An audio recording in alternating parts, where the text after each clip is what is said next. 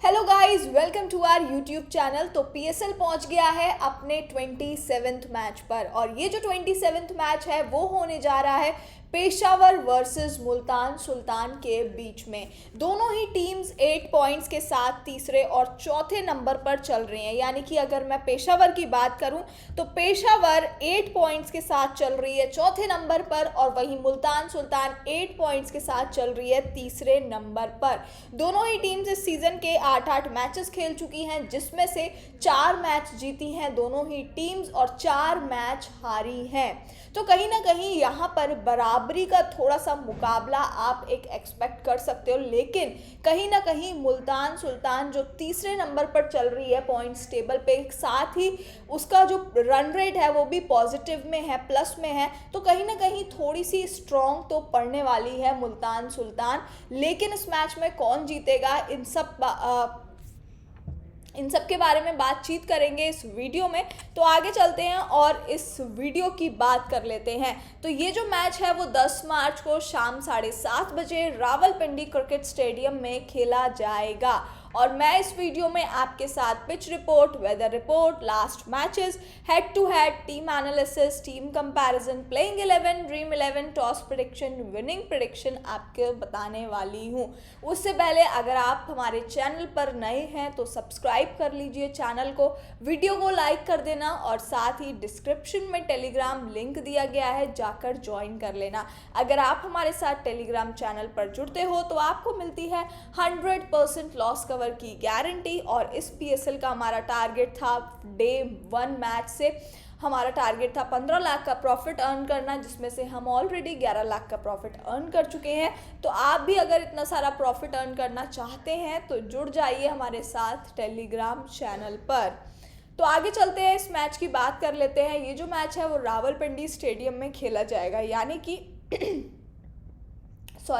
अगर मैं यहाँ के पिच की बात करूँ तो बैटिंग पिच ग्राउंड है, यानी कि इनिशियल ओवर्स में यहाँ पर पेसर्स को काफ़ी ज़्यादा एडवांटेज मिलता है। सिर्फ पेसर्स को नहीं, स्पिनर्स को भी मिलता है, लेकिन पेसर्स को शुरुआती ओवर्स में मिलता है और स्पिनर्स को थोड़े टाइम बाद, यानी कि जैसे जैसे पिच पुरानी होती है स्पिनर्स का रोल भी बढ़ जाता है। लेकिन शुरुआती में आपको पेसर्स ही विकेट निकालते हुए नजर आएंगे। स्टेडियम की जो बाउंड्रीज हैं वो 75 मीटर यार्ड बाउंड्रीज है, तो इतना ज़्यादा लंबी बाउंड्रीज नहीं है जो बैट्समैन को बाउंड्रीज लगाने में प्रॉब्लम हो। तो अच्छा स्कोर आपको इस पिच पर देखने को मिल सकता है, क्योंकि ऑलरेडी 7 से 8 मैचेस हो चुके हैं और उन मैचेस में हमने एक अच्छा स्कोर ही बनते देखा है। यानी कि बैटिंग पिच है, बैट्समैन को सपोर्ट करती है। अगर मैं पेसर्स और स्पिनर्स की बात करूं तो पेसर्स को 70% विकेट्स निकाल चुके हैं, यानी कि पिछले अगर मैं 10 मैचेस देखूं तो 10 मैचेस में से 70% विकेट्स जो है वो यहाँ पर पेसर्स ने निकाले हैं और 30% विकेट्स यहाँ पर स्पिनर्स ने निकाले हैं। यानी कि दोनों ही हमारे लिए इम्पॉर्टेंट रहने वाले हैं, चाहे वो पेसर्स हों या स्पिनर्स हों, लेकिन दोनों का रोल जो है वो अलग अलग टाइम पर रहेगा। जैसा कि मैंने आपको बताया कि जब पिच नई होती है तो पेसर्स ज़्यादा इफेक्टिव होते हैं और जब पिच पुरानी होती जाती है तो वहाँ पर स्पिनर्स ज़्यादा इफेक्टिव होते हैं। इसका मतलब ये है कि हमें अपनी टीम में दोनों को ही लेना है, चाहे वो पेसर हो या फिर स्पिनर हो। ठीक है, तो ये पेसर्स और स्पिनर्स की हमने बात कर ली है। आगे चलते हैं, तो ये जो मैच है वो होने जा रहा है पेशावर और मुल्तान सुल्तान के बीच में। दोनों ही टीम्स की अब रिसेंट फॉर्म जानेंगे। तो अगर मैं मुल्तान सुल्तान की बात करूं तो मुल्तान सुल्तान आखिरी के तीनों मैचेस जो है वो हारती हुई आ रही है। यानी कि लास्ट मैच जो है वो इस्लामाबाद यूनाइटेड के साथ होता है, जिसमें मुल्तान सुल्तान 205 का टारगेट देती है और इस्लामाबाद यूनाइटेड उसको चेस कर देती है 209 बनाकर, और मुल्तान सुल्तान ये मैच 2 विकेट से हार जाती है। उससे पहले मैच की बात करूं तो लाहौर कलंदर के साथ होता है, जिसमें लाहौर कलंदर पहले बैटिंग करती है, 180 का टारगेट देती है और मुल्तान सुल्तान चेज नहीं कर पाती और यहाँ पे मुल्तान सुल्तान 21 रन से हार जाती है दूसरा फिर से मैच। उससे पहले मैच की बात करूं तो कराची किंग पहले बैटिंग करती है, 167 का टारगेट देती है और इस मैच में मुल्तान सुल्तान सिर्फ 101 तक बना पाते हैं और ये मैच मुल्तान सुल्तान 66 रन से जीत जाती है। यानी कि इस मैचेस में अगर आप देखोगे ना तो अगर मुल्तान मुल्तान सुल्तान पहले बैटिंग करती है तो आपको 200 तक का स्कोर देखने को मिल सकता है। यानी कि पहले बैटिंग करके मुल्तान सुल्तान 200 तक का स्कोर बना देंगे। और वहीं पर अगर मैं चेस की बात करूं तो यहाँ पे मुल्तान सुल्तान ने 150, 160, 180 को चेस करने में थोड़ी सी मुश्किल होती है, लेकिन यहाँ पर पहले बैटिंग करके 200 तक का स्कोर बना सकते हैं मुल्तान सुल्तान। आगे चलते हैं और यहाँ पर पेशावर की जान लेते हैं रीसेंट फॉर्म। तो पेशावर की अगर मैं लास्ट 3 मैचेस की बात करूँ तो सिर्फ 1 मैच हारी है और 2 जीत कर आ रही है। यानी कि लास्ट मैच जो है पेशावर का वो क्वेटा ग्लैडिएटर के साथ होता है, जिसमें पेशावर 240 बनाते हैं और क्वेटा ग्लैडिएटर 243 बना देते हैं और ये पेशावर 8 विकेट से मैच हार जाती है। ठीक है, उससे पहले पेशावर का लाहौर कलंदर के साथ होता है, जिसमें पेशावर 207 का टारगेट देती है और यहाँ पे लाहौर कलंदर जो है वो यहाँ पर 172 तक ही बना पाती है और ये मैच पेशावर 35 रन से जीत जाते हैं। उससे पहले मैच पेशावर का कराची किंग के साथ हुआ था, जिसमें पेशावर 197 का टारगेट देते हैं और कराची किंग सिर्फ 173 तक बना पाती है और पेशावर 24 रन से ये मैच जीत जाते हैं। यानी कि पेशावर पहले बैटिंग करता है अगर, तो आपको यहाँ पे 200 का स्कोर, 200 तक का स्कोर देखने को मिल सकता है। 200 बना सकती है पेशावर पहले बैटिंग करके, लेकिन यहाँ पर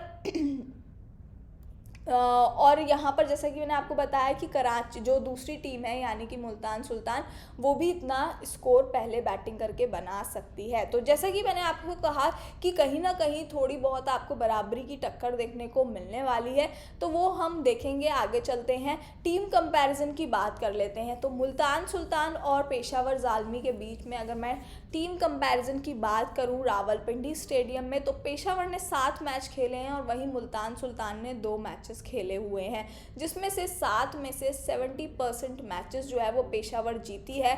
वहीं एवरेज स्कोर 168 रहा है पेशावर का रावलपिंडी स्टेडियम में और हाईएस्ट स्कोर 240 का रहा है जो पिछले मैच में बनाया था। वहीं मुल्तान सुल्तान की बात करते हैं तो मुल्तान सुल्तान का ने 2 मैचेस खेले हैं, जिसमें से 1 हार गई थी, 1 जीती थी। एवरेज स्कोर 149 रहा है, हाईएस्ट स्कोर 205 रहा है। यानी कि हाईएस्ट और एवरेज स्कोर की अगर मैं बात करूं तो यहाँ पे दोनों ही टीम्स का 150 से 170 के बीच आपको नज़र आएगा। हाईएस्ट स्कोर मैंने आपको बता ही दिया है कि पेशावर ने यहाँ पे 240 का बनाया है और मुल्तान सुल्तान ने 205 का। आगे चलते हैं और बात कर लेते हैं हेड टू हेड की। तो अगर मैं हेड टू हेड की बात करूं तो इस सीज़न में ऑलरेडी इनके बीच में एक हेड टू हेड हो चुका है जो मुल्तान सुल्तान जीते थे। तो अब इस मैच में मुल्तान सुल्तान अपनी जीत बरकरार रखते हैं, दूसरे मैच में भी जीतेंगे या फिर पेशावर की इस बार बारी आने वाली है। तो वो आपको तभी पता चलेगा जब आप हमारे साथ लाइव में जुड़ेंगे, बहुत सारा प्रॉफिट अर्न करेंगे मिलकर, और जिन सबको भी लॉस हुआ है वो भी हमारे साथ जुड़ के सारा लॉस जो है वो रिकवर कर सकते हैं। तो आगे चलते हैं, हेड टू हेड मैंने आपको बता दिया, रीसेंट फॉर्म मैंने आपको बता दी है, साथ ही यहाँ पर हमने टीम कंपैरिजन भी जान लिया, पिच रिपोर्ट बता दी। आगे चलते हैं, बात कर लेते हैं दोनों ही टीम्स की प्रोबेबल प्लेइंग 11 की। तो अगर मैं पेशावर की बात करूं तो पेशावर की जो प्लेइंग 11 है, Babar Azam, Mohammad Haris, Saim Ayub, Tom Kohler, Rovman Powell, Hasibullah, Aamir Jamal, Azmatullah, Arshad Iqbal, Mujibur Rahman, Wahab Riaz रहने वाली है यहाँ पे प्रोबेबल प्लेइंग 11। हो सकता है कि टीम जो है वो 6 बैट्समैन के साथ, 1 ऑलराउंडर और 4 बॉलर्स के साथ जा सकती है। अगर कोई भी टीम चेंजेस करती है तो वो आपको अपडेट कर दिया जाएगा, उसके लिए आपको हमारा टेलीग्राम चैनल ज्वाइन कर लेना है। तो सबसे पहले बाबर आजम की बात कर लेते हैं। 2 मैच से तो काफ़ी अच्छे चल रहे हैं, उसके पहले 1 मैच में आउट ऑफ फॉर्म दिखे थे, मतलब फ्लॉप हो गए थे। 3 बॉल खेलते हैं उसमें 1 भी रन नहीं बनाया था। लेकिन अब जो ये वाला मैच है ना, इसमें आप बाबर आजम से एक अच्छा स्कोर जो है वो आप एक्सपेक्ट कर सकते हो। यानी कि बाबर आजम लास्ट 2 मैचेस से तो चले हैं, लेकिन 1 मैच जो हुआ था उसमें फ्लॉप हो गए थे। तो यहाँ पर बाबर आजम अच्छा हैं, अच्छे स्कोर बना देते हैं। मोहम्मद हारिस की बात करूँ तो विकेट कीपर इतने अच्छे नहीं हैं as compare to Multan Sultan. तो विकेट कीपर में ठीक हैं, एवरेज रन्स बनाकर दे देते हैं, पर हम अपने विकेट कीपर में यहाँ पे मुल्तान सुल्तान से पिक करने वाले हैं। सैम अयूब की बात करूँ तो लेफ्ट हैंड बैट्समैन है, लास्ट 2 मैचेस से काफ़ी अच्छे फॉर्म में चल रहे हैं, अच्छे रन्स बनाकर दे रहे हैं, लेकिन उससे पहले 2 मैचेस देखोगे ना तो कुछ खास नहीं किया है। 2-3 बॉल खेलते हैं, उसमें उतने रन्स भी नहीं बनाते हैं, लेकिन लास्ट 2 मैचेस से काफ़ी अच्छी परफॉर्मेंस आई है। इस मैच में भी आप एक्सपेक्ट कर सकते हो 70-80 रन्स तो नहीं, लेकिन हाँ आपको ठीक रन्स बनाते हुए दिख जाएंगे। टॉम कॉलर की बात करूं तो राइट हैंड बैट्समैन है, लास्ट मैच में फ्लॉप रहे, लेकिन उससे पहले 2 मैचेस में काफ़ी अच्छे चले थे, तो इस मैच में आपको अच्छा करते हुए दिख सकते हैं। रोवमन पोवेल की बात करूं तो राइट हैंड बैट्समैन अच्छे बैट्समैन हैं, और बहुत रफ सा प्रेडिक्शन अगर किया जाए तो एक मैच में चलते हैं फिर फ्लॉप हो जाते हैं, एक में चलते हैं फिर फ्लॉप हो जाते हैं, लेकिन ये तो सिर्फ ऐसा ही है। लेकिन अच्छे बैट्समैन हैं और यहाँ पे अच्छा स्कोर बना देंगे। आउट होंगे तो शुरुआती बॉल्स में ही आउट हो जाएंगे, यानी कि 5-6 बॉल खेल कर ही, और अगर चलते हैं तो यहाँ पर आप देख सकते हो कि अगर चलेंगे तो फिर आपको एक अच्छा स्कोर बनाते हुए दिख जाएंगे। वहीं पर अगर मैं हसीबुल्ला की बात करूं तो लास्ट 3 मैचेस से ठीक परफॉर्मेंस रहा है। एक मैच में तो हाफ सेंचुरी भी लगाई थी, लेकिन बाकी भी एवरेज इनका परफॉर्मेंस रहा है। जिस तरीके से बैटिंग ऑर्डर पे आते हैं ठीक रन्स बनाकर दे देते हैं। आमिर जमल की बात करूँ तो टीम के पास इकलौते एक ही ऑलराउंडर हैं अभी, जिस हिसाब से होना चाहिए, जो हमारी प्रेडिक्टेड प्रोबेबल प्लेइंग 11 है। हो सकता है टीम ऑलराउंडर को लेके कोई चेंजेस करे, तो यहाँ पे ऑलराउंडर भी कुछ खास नहीं कर रहे हैं बैटिंग में, और लास्ट मैच में तो ना तो बैटिंग में चले थे ना बॉलिंग में चले थे, जबकि बॉलिंग करके तो रन्स और दे आए थे, कुछ ज़्यादा ही 56 रन्स दिए थे इन्होंने, और कुछ खास नहीं किया था। तो हो सकता है यहाँ पर पेशावर जो है वो ऑलराउंडर्स में अपने चेंज करे, क्योंकि कहीं ना कहीं पेशावर को ज़रूरत है अपने ऑलराउंडर्स में चेंज करने की। अजमतुल्ला की बात करूँ तो right arm fast medium bowler हैं, लास्ट मैच में नहीं चले, पिछले 2 मैचेस से तो फिर भी विकेट निकाल रहे थे, 2 विकेट 3 विकेट आ जा रहे थे, तो यहाँ पर लास्ट मैच में नहीं चले, लेकिन हो सकता है इस मैच में चल जाएं। अरशद इकबाल की बात करूँ तो right arm fast medium bowler हैं, और कुछ खास परफॉर्मेंस नहीं है इनका, और ऐसा कह सकते हैं कि अब आप खुद ही समझ लो कि 4 मैच खेले हैं, उसमें से 1 में विकेट निकाल ली, तो बाकी 3 में फ्लॉप, यानी कि बहुत ज़्यादा रिस्की प्लेयर रहने वाले हैं। मुजीबुर रहमान की बात करूं तो right arm off break bowler हैं, अच्छे कह सकते हैं इनको, अच्छे बॉलर हैं, एक्सपीरियंस हैं, अच्छे विकेट्स निकाल सकते हैं अगर चल जाएं तो, और मेरे हिसाब से ये रन्स भी कम देते हैं। अगर आप देखोगे तो 4 ओवर में 38 रन्स, 1 विकेट निकाल लिया, लेकिन ठीक है, अगर आप विकेट भी नहीं निकाल पा रहे हो, बॉलर एज अ बॉलर आप विकेट भी नहीं निकाल पा रहे हो, तो आपको सिर्फ इस चीज़ पे ध्यान देना है कि मैं ओपोनेंट टीम को रन्स भी कम ही दूँ, तो उसमें से मुजीबुर रहमान एक हैं जो रन्स कम देते हैं, अगर विकेट ना भी निकालें तो भी कोई बात नहीं है। वहाब रियाज की बात करूं तो लेफ्ट आर्म फास्ट बॉलर हैं, और सही अच्छे बॉलर कह सकते हैं पेशावर के पास, जिनसे आप विकेट जो है वो आप डेफिनेटली एक्सपेक्ट कर सकते हो, क्योंकि हर टीम का एक ना एक प्लेयर ऐसा होता ही है जिससे हमें पता होता है कि ये विकेट हमें डेफिनेटली निकाल कर देगा। तो मुझे लगता है कि पेशावर के पास यही है जो आपको विकेट निकालते हुए दिख सकते हैं। लास्ट 4 मैचेस की अगर मैं बात करूँ तो 1 में नहीं चले हैं, बाकी 3 में विकेट्स निकालते हुए नजर आए हैं। अब पेशावर की जो ओपनिंग है ना वो काफ़ी ज़्यादा स्ट्रॉन्ग है, यानी कि बाबर आजम अच्छे रन्स बना देते हैं, और यहाँ पर एक आध मैच ही है जिसमें वो फ्लॉप हुए। जैसे अगर 4 मैच में अगर एक मैच में भी फ्लॉप हो गए ना तो वो इतना ज़्यादा मैटर नहीं करता, लेकिन बाकी के 3 मैच में उन्होंने देखो काफ़ी अच्छा स्कोर बनाया है। ठीक है, तो कभी कभार बाबर आजम सैम अयूब पार्टनरशिप में कर लेते हैं, या फिर कभी कभार मोहम्मद हारिस के साथ हो जाती है। और यहाँ पे मिडिल ऑर्डर भी इतना ज़्यादा वीक नहीं है पेशावर का, मतलब इतना ज़्यादा आपको वीक नज़र नहीं आएगा। चाहे वो टॉम कॉलर को देख लो आप, टॉम कॉलर, अगर रोवमन पोवेल की बात करूं, और साथ ही यहाँ पे हसीबुल्ला लास्ट मैच में नहीं चले, ठीक रन्स आ जाते हैं। इतना मिडिल ऑर्डर इतना ज़्यादा भी बेकार नहीं है, अच्छा है मिडिल ऑर्डर। साथ ही यहाँ पे पेसर्स इनके पास अच्छे हैं, पेसर्स विकेट निकाल देते हैं मोस्टली, ठीक है, लेकिन स्पिनर्स जो है ना वो बहुत ज़्यादा वीक हैं। तो कहीं ना कहीं पेशावर जो है वो स्पिनर्स को लेकर, या फिर जैसा कि मैंने आपको बताया ऑलराउंडर्स को लेकर चेंजेस कर सकता है। तो आगे चलते हैं और यहाँ पर बात कर लेते हैं मुल्तान सुल्तान की प्लेइंग 11 के बारे में। तो अगर मुल्तान सुल्तान की प्रोबेबल प्लेइंग 11 की बात करें तो मोहम्मद रिजवान, शान Masood, Rilee Rossouw, David Miller, Kieron Pollard, Tim David, Anwar Ali, Usama Mir, Mohammad Ilyas, Abbas Afridi और ईशान उल्ला, ये रहने वाली है मुल्तान सुल्तान की प्रोबेबल प्लेइंग 11। अब इसमें हो सकता है कि टीम जो है वो 4 बैट्समैन के साथ जा सकती है, 2 ऑलराउंडर्स और 5 बॉलर्स के साथ। यानी कि यहाँ पर अगर मैं बैट्समैन की बात करूँ तो मोहम्मद रिजवान जो है एज अ विकेट कीपर अच्छा ऑप्शन रहेंगे। डेफिनेटली आंखें बंद करके आप इनके साथ जा सकते हो, इनको अपनी टीम में as a wicket keeper pick कर सकते हो। शान मसूद की बात करूं तो लेफ्ट हैंड बैट्समैन है, लास्ट 3 मैचेस से काफ़ी अच्छा परफॉर्मेंस इनसे मिला है, तो इंपॉर्टेंट बैट्समैन डेफिनेटली रहने वाले हैं मुल्तान सुल्तान से। राइले रोजो भी अच्छा खेल लेते हैं, लास्ट 3 मैचेस से तो एवरेज रन ही दिए हैं, बट हाँ अच्छे प्लेयर हैं, हिटिंग बैट्समैन हैं और अगर चलेंगे तो काफ़ी अच्छा स्कोर आपको इनसे भी देखने को मिलेगा। डेविड मिलर की बात करूं तो लेफ्ट हैंड बैट्समैन, एवरेज ही रन आए हैं पिछले 3 मैचेस से, कुछ खास नहीं कर रहे, एवरेज भी नहीं कह सकते। आप 2 बॉल खेलकर आउट हो जा रहे हो, 9 बॉल खेलकर आउट हो जा रहे हो, तो ये इतना ज़्यादा परफॉर्मेंस अच्छा नहीं है जैसा होना चाहिए। किरण पोलार्ड की बात करूं तो यहाँ पे बैटिंग में तो किसी में चल जाते हैं, किसी में नहीं चलते, ठीक है, मतलब आप इनको एज अ ऑलराउंडर अगर मैं कहूँ मुल्तान सुल्तान से तो आप इनको ही पिक कर सकते हो। और मुझे नहीं लगता, क्योंकि टिम डेविड भी लास्ट मैच में बॉलिंग का उनको मौका मिला नहीं, टीम ने नया चेंज ही किया था, तो टिम डेविड को सिर्फ बैटिंग कराई गई थी, उसमें आकर उन्होंने 27 बॉलों में 60 रन फिर भी बना दिए थे, बट बॉलिंग से उनको विकेट भी, मतलब बॉलिंग का मौका ही नहीं दिया, तो विकेट कहाँ से निकलेगा। तो किरण पोलार्ड की अगर मैं बात करूँ तो एज अ ऑलराउंडर आप पिक कर सकते हो, बैटिंग में नहीं तो बॉलिंग में आपको करके दे देंगे।